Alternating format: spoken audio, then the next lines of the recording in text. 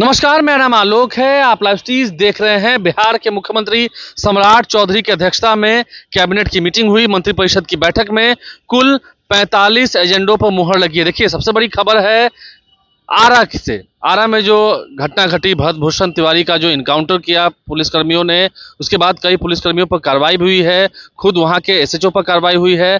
अब ऐसे में सम्राट चौधरी की मंत्रिपरिषद ने एक बड़ा फैसला लिया है। श्री विनोद कुमार सिन्हा पूर्व न्यायाधीश हैं पटना उच्च न्यायालय के, पटना हाईकोर्ट के। उनकी अध्यक्षता में एक कमेटी का गठन किया गया है जो निष्पक्ष जांच करेगी। देखिए, सम्राट चौधरी ने पिछले दिनों ही कहा था कि हम आदेश दे रहे हैं, हमारी सरकार आदेश दे रही है। उन्होंने एक सैंडल पर पोस्ट किया था और अब मंत्रिपरिषद की बैठक में, यानी कि कैबिनेट की बैठक में, इस एजेंडे पर भी मुहर लगी है कि भरत भूषण तिवारी का जो इनकाउंटर हुआ है, इसे लेकर हैतौबा मचा हुआ है हर तरफ। अब उसे विनोद कुमार सिन्हा, जो कि पूर्व न्यायाधीश हैं पटना उच्च न्यायालय के, वो इसकी जांच करेंगे, निष्पक्ष जांच करेंगे।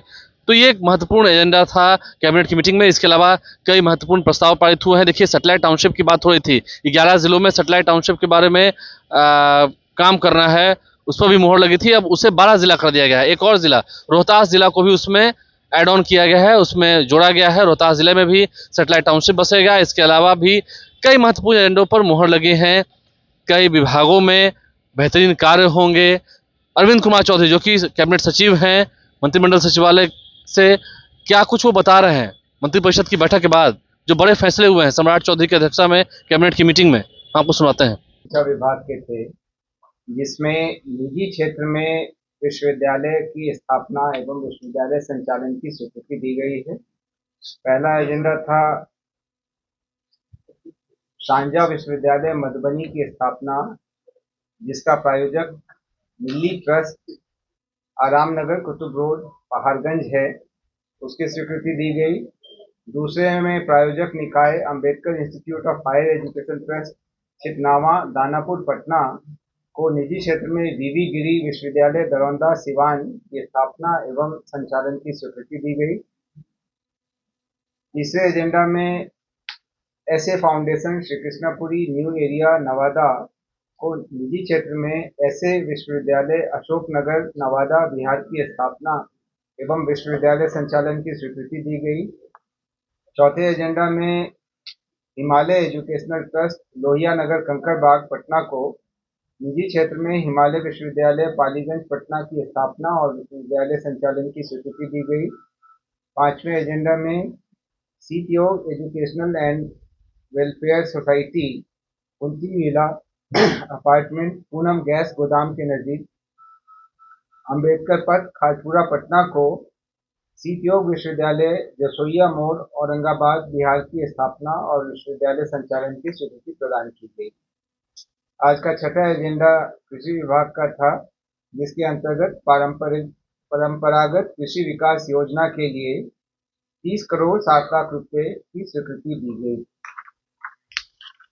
अगला एजेंडा कृषि विभाग का था, जिसमें चतुर्थ कृषि रोड मैप के अंतर्गत तिलहनी फसलों को बढ़ावा देने के लिए वित्तीय वर्ष 26-27 में राष्ट्रीय खाद्य तेल तिलहन मिशन के अंतर्गत कुल 36 करोड़ 18,62,700 रुपए की स्वीकृति दी गई।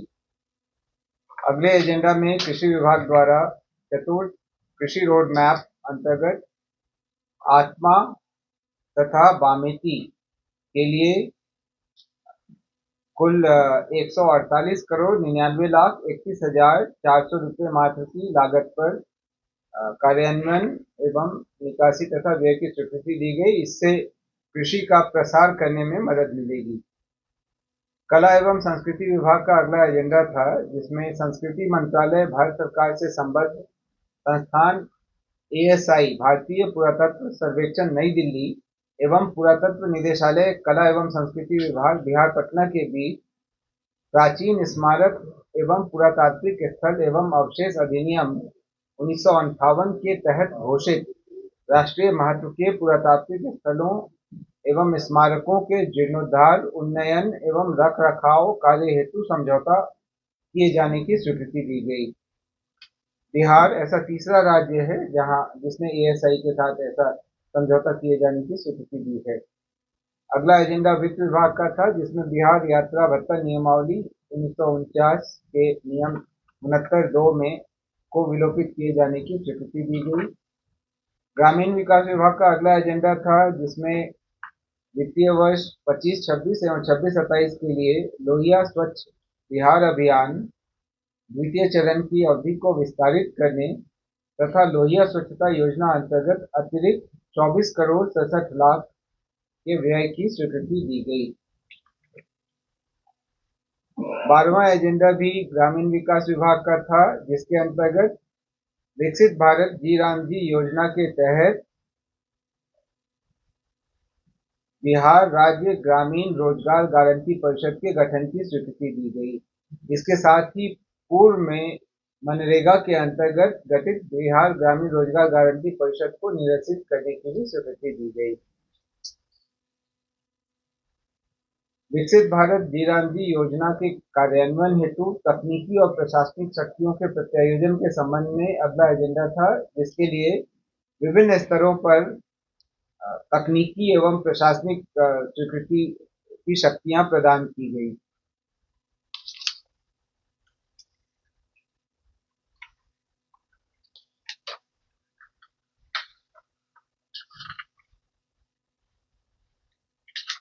इसमें प्रधान सचिव के स्तर या सचिव के स्तर पर 30 करोड़ से अधिक, प्रमंडलीय आयुक्त के स्तर पर 30 करोड़ रुपए तक की, जिला पदाधिकारी के स्तर पर 20 करोड़ रुपए तक, उप विकास आयुक्त के स्तर पर 1 करोड़ रुपए तक, कार्यक्रम पदाधिकारी के स्तर पर 15 लाख रुपए तक तथा ग्राम पंचायत के स्तर पर 10 लाख रुपए तक की प्रशासनिक स्वीकृति की शक्ति प्रदत्त करने की स्वीकृति दी गई। डेयरी मत्स्य एवं पशु संसाधन विभाग का अगला एजेंडा था, जिसमें मत्स्य निदेशालय के अंतर्गत कनीय अभियंता के कुल 40 पदों के चिन्हितीकरण और पुनर्गठन करने की स्वीकृति दी गई। नगर विकास एवं आवास विभाग का अगला एजेंडा था, जिसमें अमृत 2.0 अंतर्गत छपरा सीवरेज नेटवर्क परियोजना हेतु 76 करोड़ 48,90,752 रुपए की स्वीकृति दी गई। नगर विकास एवं आवास विभाग का ही अगला एजेंडा था, जिसमें अर्बन चैलेंज फंड मिशन में भागीदारी हेतु आवासन और शहरी कार्य मंत्रालय भारत सरकार एवं नगर निकायों के साथ एमओयू करने की स्वीकृति दी गई। नगर विकास एवं आवास विभाग का ही अगला एजेंडा था, जिसमें बिहार शहरी आयोजना तथा विकास नियमावली 2014 में संशोधन करते हुए प्रमंडलीय आयुक्त को आयोजना क्षेत्र प्राधिकार का पदेन अध्यक्ष तथा जिला पदाधिकारी को पदेन उपाध्यक्ष नामित करने की स्वीकृति दी गई। नगर विकास एवं आवास विभाग का अगला एजेंडा था, जिसमें राज्य में सुनियोजित शहरी विकास को प्रोत्साहित करने के लिए 12वें ग्रीनफील्ड सैटेलाइट टाउनशिप के रूप में रोहतास जिला अंतर्गत डेहरी में ग्रीनफील्ड सैटेलाइट टाउनशिप का क्षेत्र एवं विकास प्रक्रिया के चयन की स्वीकृति दी गई। अगले एजेंडा में नगर विकास एवं आवास विभाग का ही एजेंडा था, उसमें छपरा, सीतामढ़ी, मुजफ्फरपुर एवं भागलपुर आयोजना क्षेत्र के क्षेत्र विस्तार की स्वीकृति दी गई। पथ निर्माण विभाग का अगला एजेंडा था, जिसमें इंडिपेंडेंट थर्ड पार्टी से ब्रिज सेफ्टी ऑडिट कराने के लिए 47 करोड़ 76 लाख 5,000 रुपए की स्वीकृति दी गई। पर्यटन विभाग का अगला एजेंडा था, जिसमें मुंगेर जिला में तारापुर में 15 एकड़ 1 डिसमिल भूमि ईशा फाउंडेशन ईशा योग केंद्र वेलियांगिरी फुटहिल कोयम्बटूर तमिलनाडु को 1 रुपए के टोकन मूल्य पर 99 वर्ष के लिए लीज बंदोबस्त किए जाने एवं इसके आलोक में उनके साथ एमओयू किए जाने की स्वीकृति दी गई। विधि विभाग का अगला 4 एजेंडा था, जिसमें अनुमंडलीय व्यवहार न्यायालय महाराजगंज में प्रस्तावित 10 कोर्ट भवन, एमिनिटी भवन एवं हाजत भवन के लिए 34 करोड़ 33 लाख 26,000 रुपये, अनुमंडलीय व्यवहार न्यायालय पूर्वी चंपारण मोतिहारी के परिसर में 20 कोर्ट भवन के निर्माण हेतु 53 करोड़ 2 लाख 26,000 रुपये, अनुमंडलीय व्यवहार न्यायालय बेगूसराय के परित्यक्त एसडीजेएम कोर्ट के भूखंड पर प्रस्तावित 15 कोर्ट भवन के निर्माण हेतु 39 करोड़ 4 लाख 13,000 रुपये तथा अनुमंडलीय व्यवहार न्यायालय रजौली नवादा में 10 कोर्ट भवन, एमिनिटी भवन एवं हाजत भवन के निर्माण कार्य हेतु 38,38,21,000 रुपये की स्वीकृति दी गई। अगला एजेंडा राजस्व एवं भूमि सुधार विभाग का था, जिसमें श्रीमती अंजलि कुमारी आनंद, तत्कालीन सहायक बंदोबस्त पदाधिकारी, भू अभिलेख एवं परिमाप निदेशालय बिहार पटना, जो अभी निलंबित थी, को सेवा से बर्खास्तगी, जो सामान्यतया सरकार के अधीन भविष्य में नियोजन के लिए निर्भरता होगी, का दंड अधिरोपित करने की स्वीकृति दी गई। राजस्व एवं भूमि सुधार विभाग का ही अगला एजेंडा गया जिला में बोधगया अंचल के अंतर्गत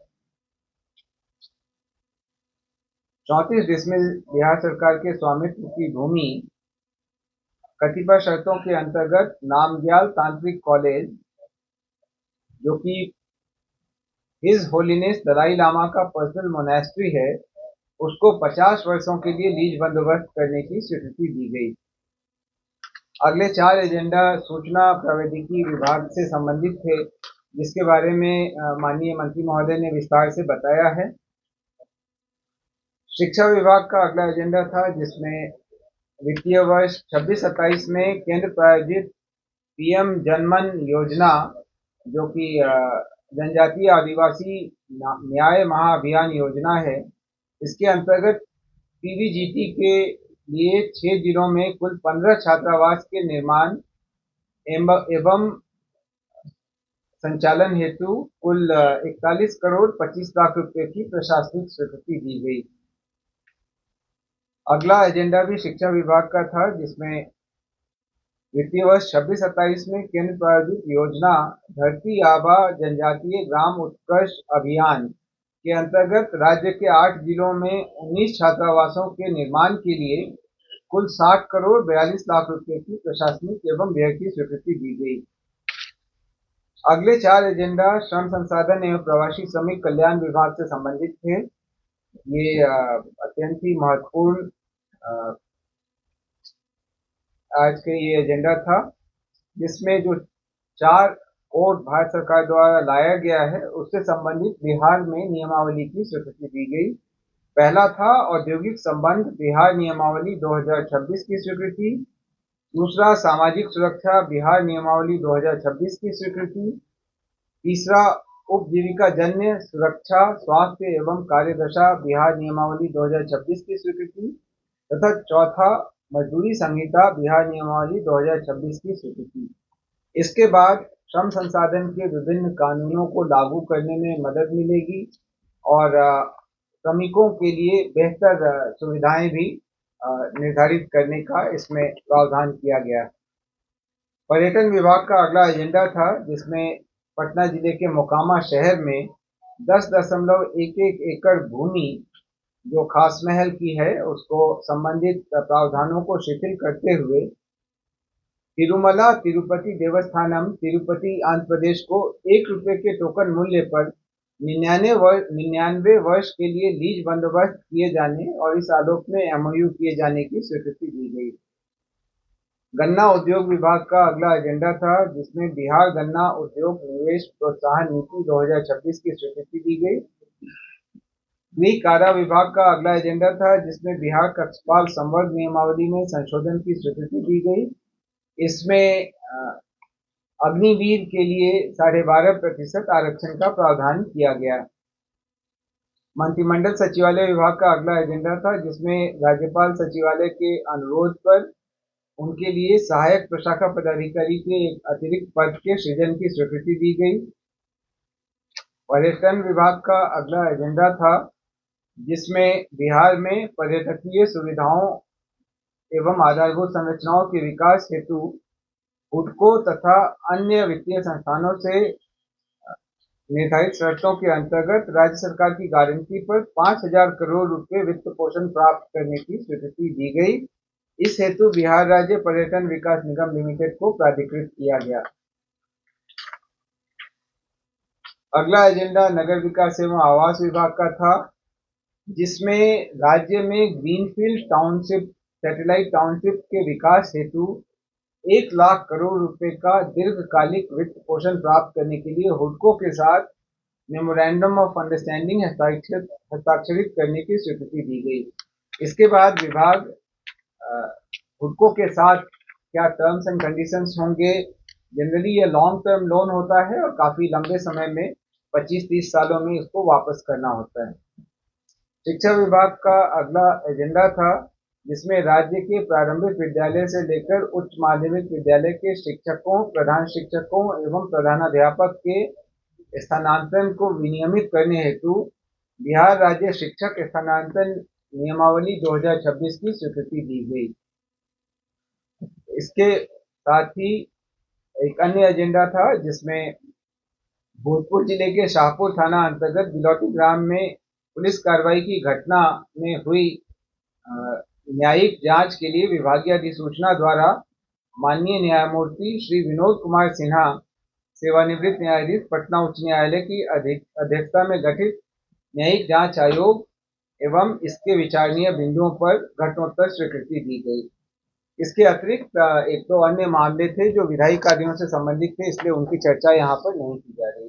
तो कैबिनेट सचिव अरविंद कुमार चौधरी ने क्या कुछ बताया है हमने आपको सुनाया है। सम्राट चौधरी की अध्यक्षता में कैबिनेट की मीटिंग संपन्न हुई और कुल 45 एजेंडों पर मुहर लगी है। नगर विकास, आवास विभाग और सूचना प्रौद्योगिकी विभाग में भी बड़े फैसले लिए गए हैं। हमारे चैनल को सब्सक्राइब कर लें, साथ साथ फेसबुक पेज भी लाइक करें। धन्यवाद।